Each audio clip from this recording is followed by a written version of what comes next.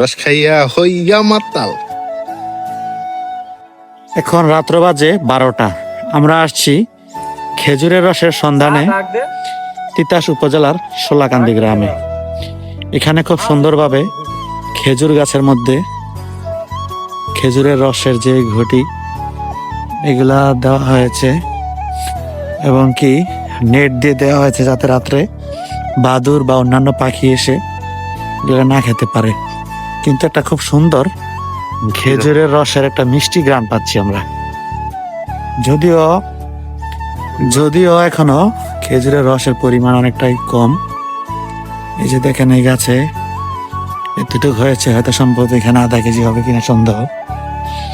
যে এখানে আরেকটি গাছ আছে, সবগুলোতেই সম পরিমাণ রস, কিন্তু রসের গ্রানটা অনেক সুন্দর।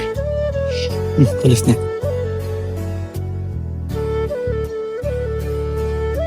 গনিমিয়া সমান কি রে ডাক দিতি না? আর আমি এই যে খাইতি না? আসছিলাম খাইতাম। খামু না, অবশ্যই খামু। টাইমটা দেখলে সোহাগ সব দিকে আছে ভিডিও করছে। আমি 11টা বাজে দিয়া ঘুমাইছি। 11টা বাজে ঘুমাও নাই তুমি, আরো আগে ঘুমাইছো তুমি। 10:30 বাজে নামায় ঘুমাই গেছো। ঘুমাই দাও আমার তো দাম টাইলা দিয়ে দেই, তুমি আমার দিয়ে দিও। এই না ফাঁকা ছিল খড়া কিল্লা এই ঘুমাই দিয়ে মুখ কখন লাগবো? আচ্ছা আচ্ছা ঠিক আছে। নামাইছে রে, আল্লাহর রহমত। ওয়ালা আমার কি কি আল্লাহ জানে। তুমি কইও তাল তুলি হারুন আইছিল ভাই বলে ফোন দিছিল আপনারে।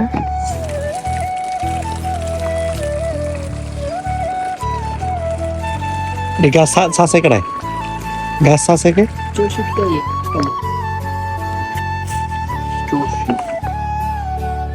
আইয়েন না? রস খাইয়া হইয়া মাতাল। মিষ্টিও আয় আয়, তুমি কোনে যাইবা? ওইরে যাও গা সাইডে। পানি ঢালাই দে। খাইছ? যাচ্ছে আচ্ছা কিতে আছে দেখাস এ বড় দিয়াতলা বাগে হবি। কি রে করছে? দেখাই দেখাই আর ভিডিও লাগবে না, আমার ভিডিও করি। নুন দিয়া গাছ কি ও খাইতেন না? ও তাইয়েন না দি লো ভিডিওটা লো। বোতল নাই? রস খাইয়া হইয়া মাতাল। ওই দেখো হাত ফসকে যায় ঘোড়ার লাগাম। ডক করে মাইরা দেন। মারেন মারেন মারেন লাগাম খানা তিনজনে মিলে গেছে।